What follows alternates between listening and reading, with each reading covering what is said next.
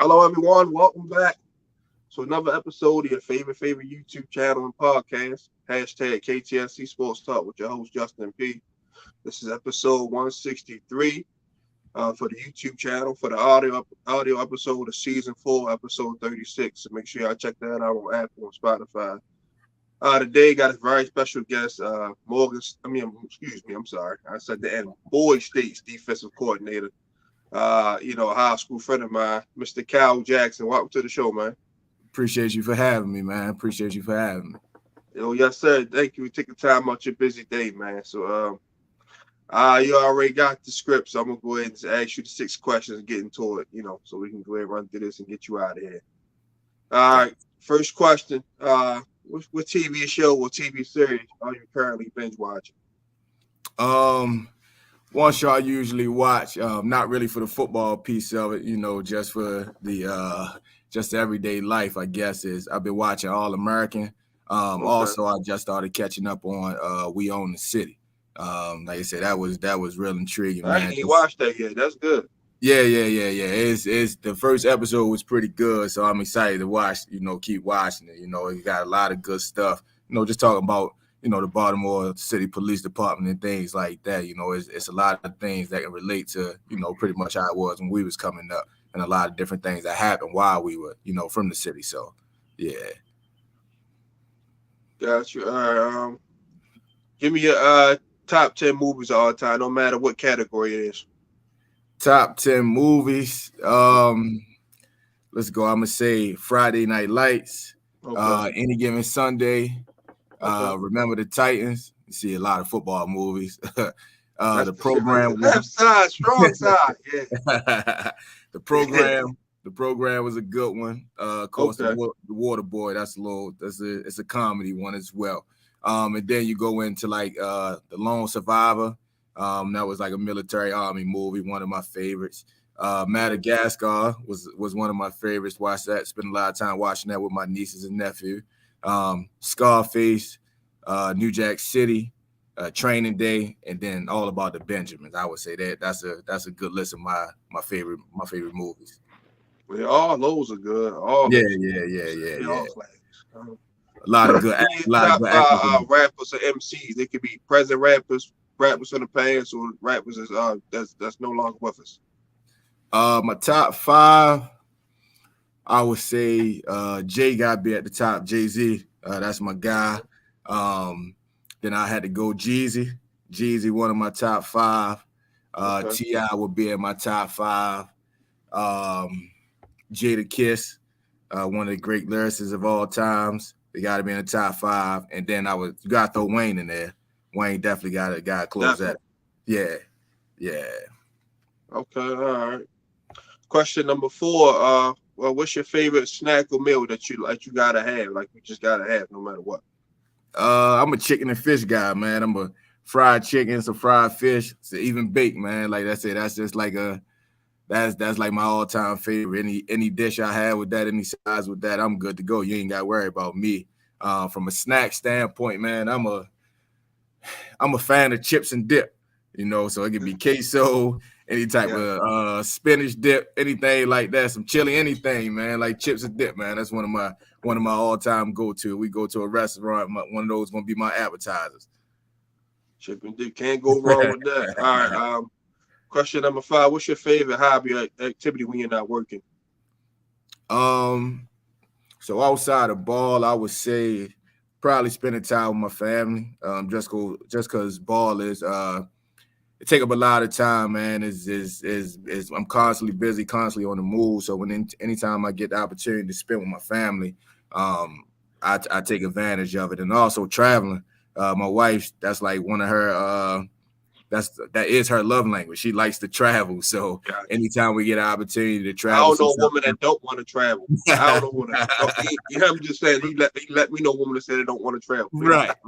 Right. So anytime we get an opportunity, to see something different, do something different, we enjoy doing that. All right, y'all. The last question. This is your personal opinion.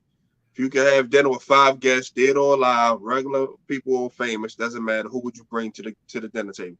Man, this was kind of a tricky question. I mean, it ain't really tricky, but it's like narrowing it down you know, to certain people. So I would definitely say my parents.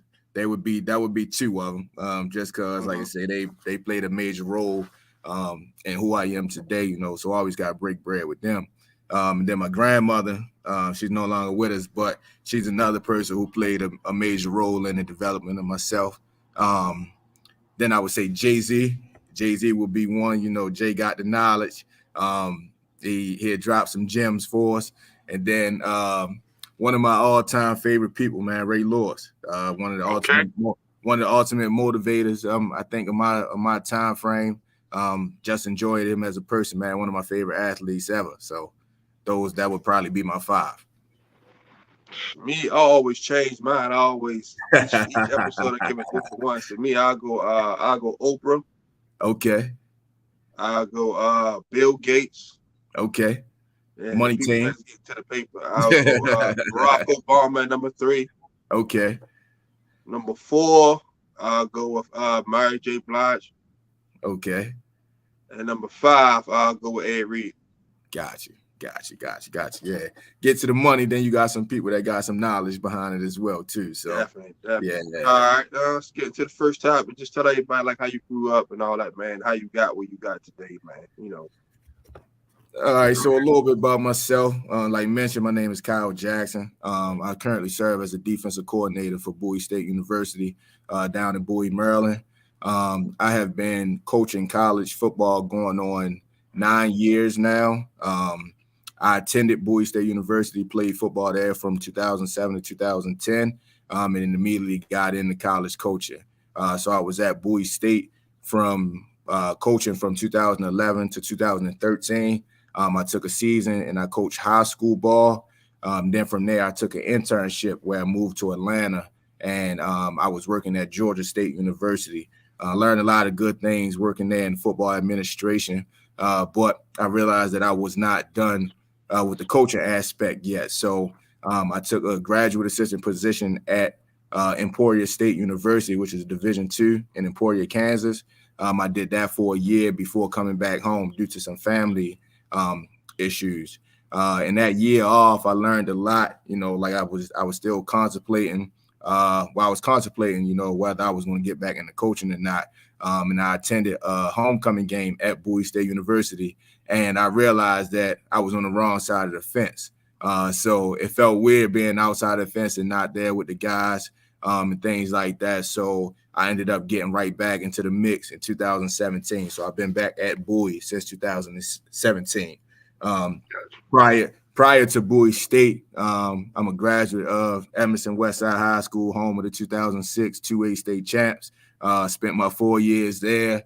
Originally from Baltimore. Like I say, it's I guess that's the gist of it, man. Like I say, born and raised in Baltimore, proud product. Always looking to give back and encourage the people behind me, you know, any way that I can help, or just being a positive light for the people coming out of that environment. Yeah, man. Like, just talk about that state championship year a little bit, man. I know about it, but a lot of people don't. Like I said, I played against a lot of you guys, but just talk about how special that team was. Right. So, like you say, 2006 2A state champs. I think that was kind of a lot of people would say it's a Cinderella year. You talk about a team that went 4-6 the year before and turned around and put a 13-1 state record together like that. It was special. We had about 20 plus seniors on that team. And then after losing 6 games the year before, I think we kind of all was in agreement that, you know, that wasn't the team that we wanted to be. That wasn't a program that we wanted to establish. So that was probably the hardest year that we worked. We held each other accountable from winter workouts through springtime, through summertime, all the way up until fall camp, man. We challenged each other. You talk about 20 plus seniors.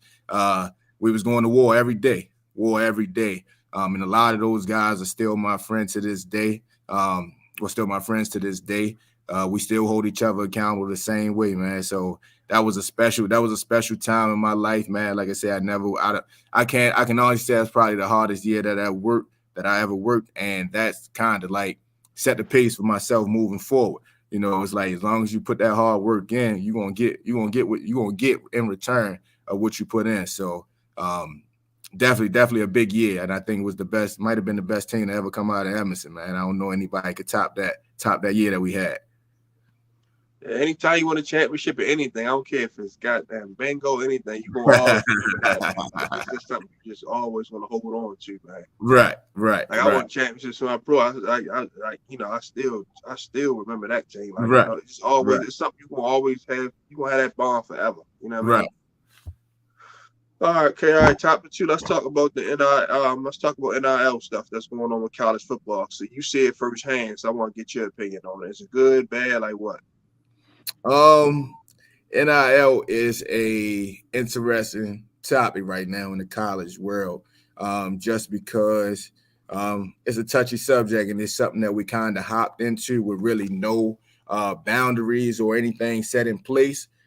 So it's getting interesting. It's getting interesting, and it's kind of it's just a touchy subject. So pretty much, I mean, name for the people that don't know what NIL is, name, image, and likeness. Pretty much, athletes can be paid, for their brand or for who they are.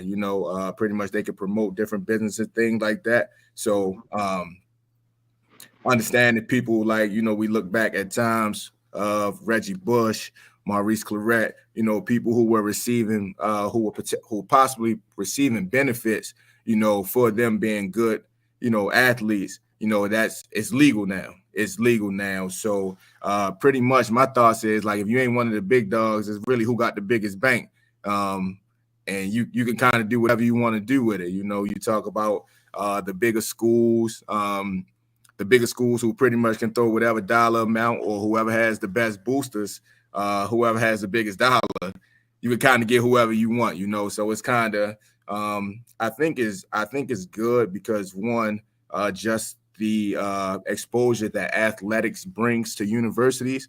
So student athletes should benefit from it, with all the attention that they bring. But also, I think that it should be some type of guidelines and things like that to that, because, like I say, you find people who don't have the big bank that can't, hey, bring this kid to my university be for this amount. If I don't got it, then what? I'm going to lose out to the people with the most money. So I think it just needs some type of guidelines and rules to go with it, just to try to even the playing field out. Because right now, if you ain't got the big dollars, then you on the outside looking in. It's good because, like you said, the kids now ain't got to worry about buying a slice of pizza and getting a slice of pizza from somebody and getting fined and all that.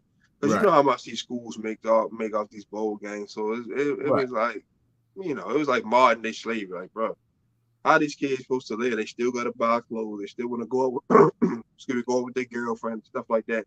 Or if they got to fly home, if they got to go to a funeral or anything like that, they got to buy a suit, tux, like that. They gotta live. I get they give scholarships and all that. That just take care of your books, maybe your room and door. These kids still gotta have other means. That, you know what I mean? They might want to go get fresh so they can go to a party. So I like it, but I do agree they do need to put some type of like cap on it, where so it don't get too out of hand. Right. You can't have kids making just as much as their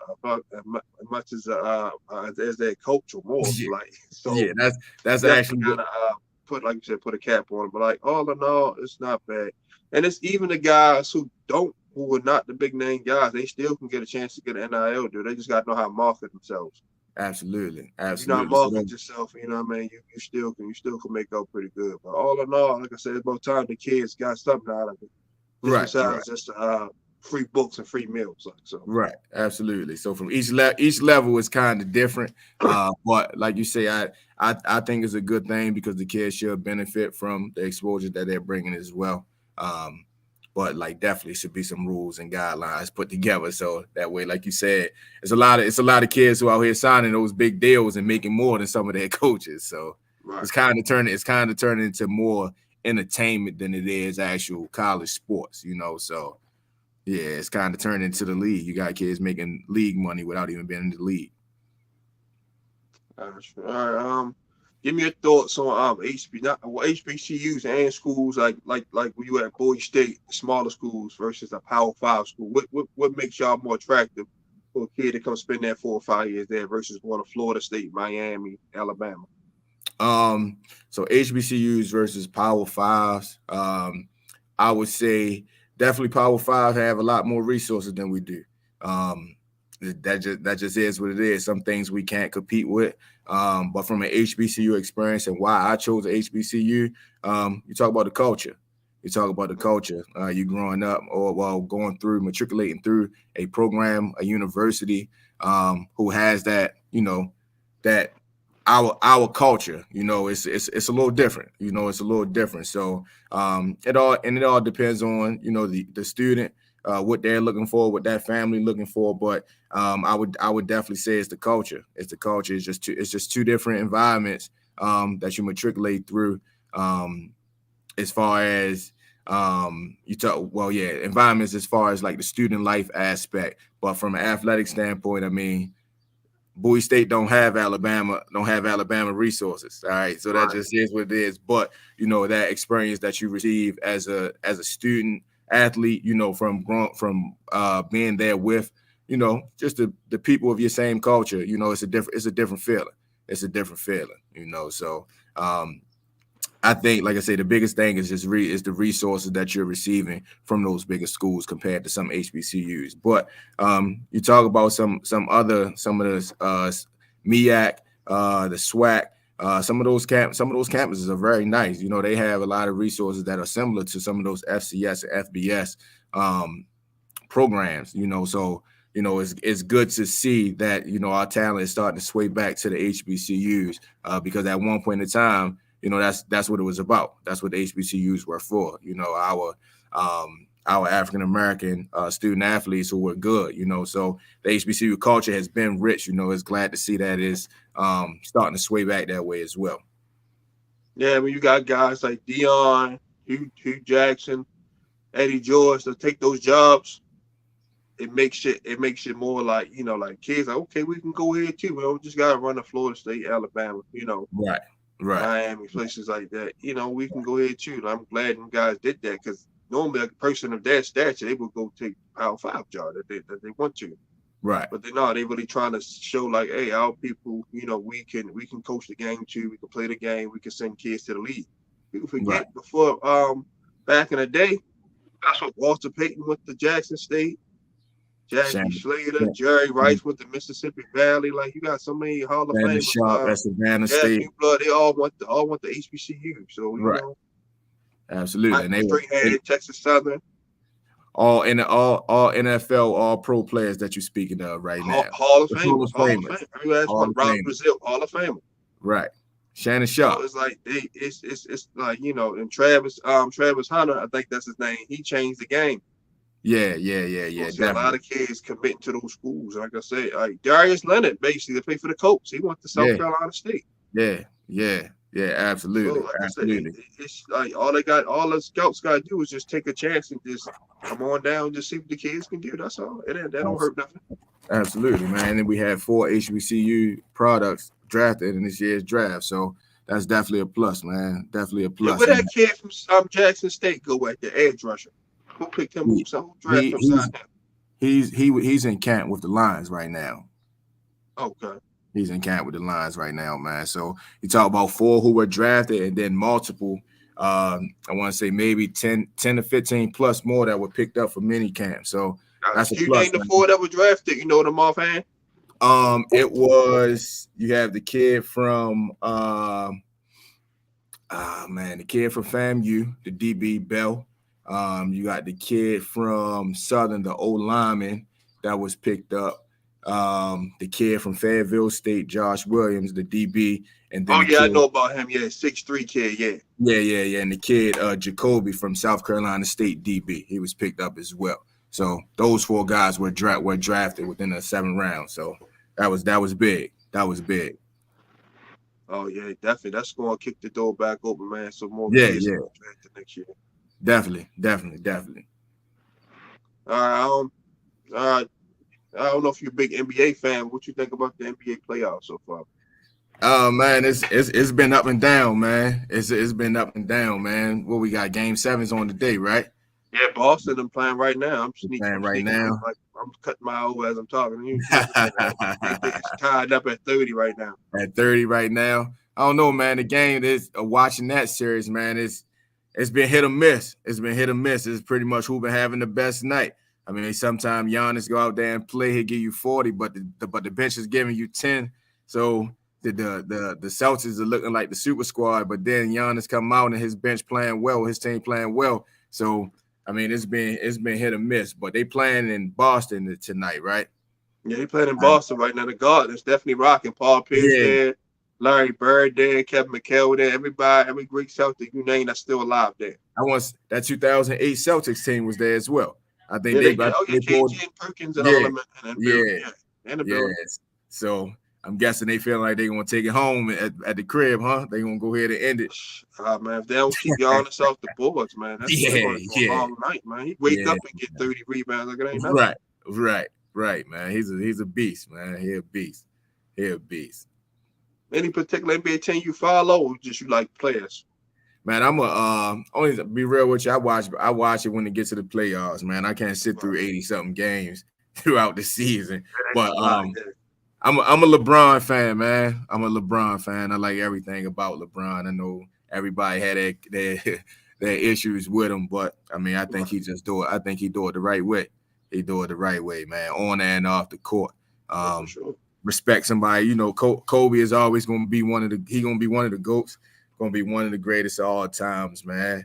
But yeah, I'm not the biggest basketball fan, but like I say, I like players and things and stuff like that. So those two are probably like LeBron's probably my favorite just because of how he conduct himself. He's a true businessman. You know, like I say, he do it on the court and off the court.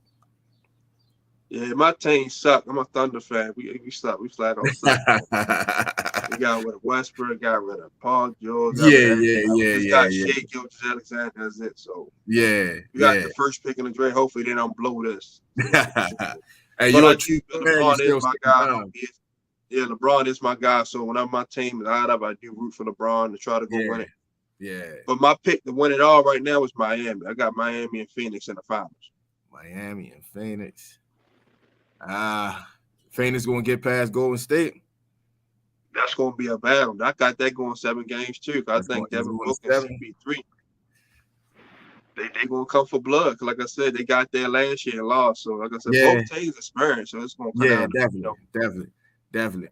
Golden State keep a good bench though, man. They keep a good bench, man. Like them guys, they play well. They complement those starters very well, man. So when you talk about Clay or Steph getting a break, then you got the young guy. What is it, Poole? That come off shooting. So I mean, say it again. I was reading the comment. That's yeah. Great video. I love the Steph story. Oh yeah, thank you, Alon. Yeah, so it's definitely, man. I see Golden State just a tough team to beat, man. They're a tough team to beat, man. They put Memphis. What they put like 40 up one. They beat them by like 40 a couple, maybe twice this series so far. Yeah. So yeah, man. That's gonna be a tough one, but I would love to see CP3 get one as well. Would love to see CP3 get one, man. Like I said, he deserves this year. He gonna end up like John Stockton. He ain't gonna win. He might as well retire. Seriously, it's like, you know, if you don't get it now, it's gonna be even harder because you got LeBron gonna be back next year. You gonna all these other teams gonna be back, so you're gonna be you're gonna be asked out. Right. Yeah, man. But he deserved it, man. He done put in a lot of time, man. So sure. Last topic, let me get you out of here. Give me your thoughts on the NFL draft and the schedule release. The NFL draft, man, I think it went really well. Definitely happy to see, you know, the defensive picks come off the board first. I think that was big. It says a lot, man. You know, when you have a solid defense, your offense, you know, you can work around that. But like I say, defense wins championships though. So you start up front, seeing both of those guys come off the board first. I think that was big. It's pretty happy with the Ravens picks as well. I think a lot of people, you know, being a Ravens fan is tough.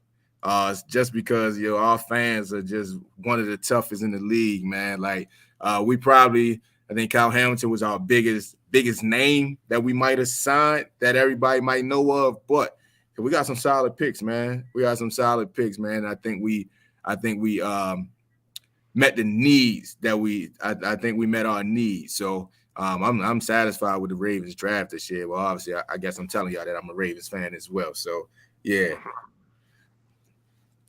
Yeah, me personally, I like every pick. I like Kyle Hamilton. That was a good pick. Mm-hmm. David Ajabo was a good pick. Travis Mm-hmm. Jones in the third. That's a steal because he had a first round grade. Yeah. Like I said, we traded Hollywood. But I didn't agree with it first, but I understood he wasn't happy. So you had to oblige him. Right. Got Tyler in the ball. They basically said we're gonna fix the O-line, get Lamar time to throw the ball because we won the MVP. He had time to throw the ball, and then like I said, he threw it to whoever. And I'm sure they're gonna go sign a receiver, trade for somebody, whatever, like they always do. Right. So I was just telling fans on Twitter, pipe down, man. If we don't play football until September, you gotta pipe down. We still got some time, man. We still got some time to get it right. Fans are they just jump off the cliff because they see stuff on paper. Like right, we're gonna make moves. We're not going to stay still. Every time a big time receiver or a veteran receiver come available, they think that we supposed to sign them. So we get in the panic mode, but we'll be all right. Like we're gonna be good, man. We're gonna be good as long as we take care of Lamar, make sure he got everything he needs, especially if he got some time to pass the ball, then we'll be fine. I mean, like from a defensive standpoint, the worst thing, one of our worst nightmares is having a guy that can do both. You know what I'm saying? You got game plan for both. So when Lamar has the ability and he has the weapons around him to get that done, and we're unstoppable. We're unstoppable, man. Like I said, he's gonna be good. He's only getting better. But what's your thoughts on Mike McDonald, the new defensive coordinator? By you being a defensive coordinator yourself, like what you think he's gonna bring to the table? I think one thing that I like about the Ravens, I'm not even gonna speak about McDonald. We always have great personnel. One thing, like I say, a lot of people go for the big names and things like that, but it's really ain't about that. It's really about having the guys that get the job done. You get what I'm saying? So, like I say, for what's my guy number 1 draft pick from last year? Daffy Oway. Yeah, Oway. Everybody like, why you draft him? He has no production. But then you turn around, you put him in position, he gets all the ball, he get after the quarterback. You get what I'm saying? So it's about the personnel that fits your defensive scheme. So I think we'll be fine. And just looking at the way that the draft went from going to get those bigger guys, getting a solid edge, and getting another safety back there. I don't think we had a safety like his size in a while. That's going to be able to that moves as well as him. Man, going to be able to roll down in the box and add down as well. I think we're going to be fine defensively, man. I think we're going to be better than what people think we're going to be. Yeah, with him and Marcus Williams back there, yeah, you got we haven't had a safety combination this young for a long time. Right. We always go get the older guys, Eric Weddle, Earl Thomas. Mm-hmm.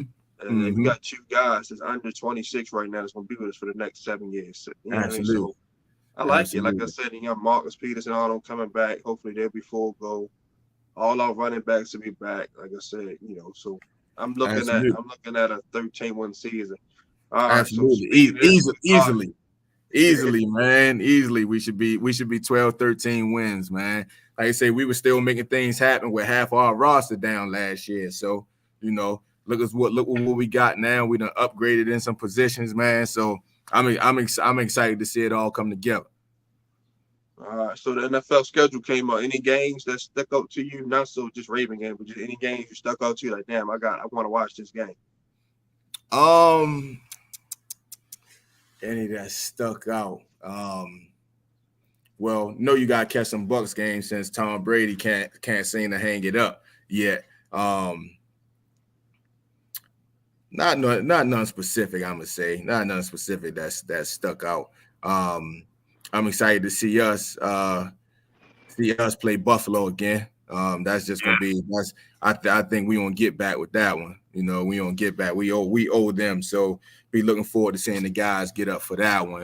But no game specifically that I can say that I was looking forward to see. I I just like on Sundays is a busy day for me as a coach, but whenever I get an opportunity to watch ball, I just love to sit back and enjoy it. So it could be the Ravens, it could be the Redskins, or it could be the Rams. It don't matter who it is, as long as I get an opportunity to watch a game, man. I'd be excited for that.